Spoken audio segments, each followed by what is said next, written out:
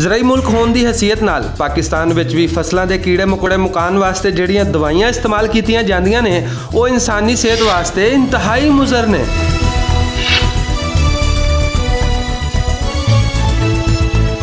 University of California विच बैनुल अक़वामी माहिरीन की team वालों की जाने वाली तहकीक के मुताबिक फसलों में इस्तेमाल की जाने वाली दवाइयां के अंदर आर्गेनोफास्फेट्स भी इस्तेमाल की जाती है जिहड़ी इंसानी सेहत वास्ते इंतहाई मुज़र असरात रखती है। माहिरीन का आखना है कि खेतों में काम करने वाली खवातीन अगर हामला होन तो आर्गेनोफास्फेट्स की मामूली मिकदार भी उन्होंने अंदर चली जाए तो वह पैदा होने वाले बच्चे के दिमाग को बुरी तरह मुतासर करती है, जिहदे नतीजे में बच्चों के अंदर IQ की कमी, सीखने, याद करने, किसी चीज़ से तवज्जो देने या बढ़ोतरी के अमल में बेशुमार मसाइल पैदा हो जाते हैं। यही वजह है कि पाकिस्तान विचों आए दिन पुरअसरार बीमारियों में मुबतला बच्चों दी खबरां सामने आंदियां रहिंदियां ने जिन्हां दा ज़्यादातर ताल्लुक गरीब घराणियां नाल ही हुंदा है। माहिरीन का यह भी आखना है कि दवाई विच शामिल मुज़रे सेहत कैमिकल्स ज़राई जिन्स विच जज्ब होकर इंसानां दी खुराक का हिस्सा बन रहे हैं, जिहदी वजह तो भी जानलेवा बीमारियों में इजाफा होंदा जा रहा है। तहकीक के मुताबिक सानू कीड़े मार दवाइयां का इस्तेमाल घट तो घट करके इहदे इस्तेमाल वास्ते दसियां जाने वाली एहतियाती तदाबीर ते भी सख्ती नाल अमल करना चाहिए है।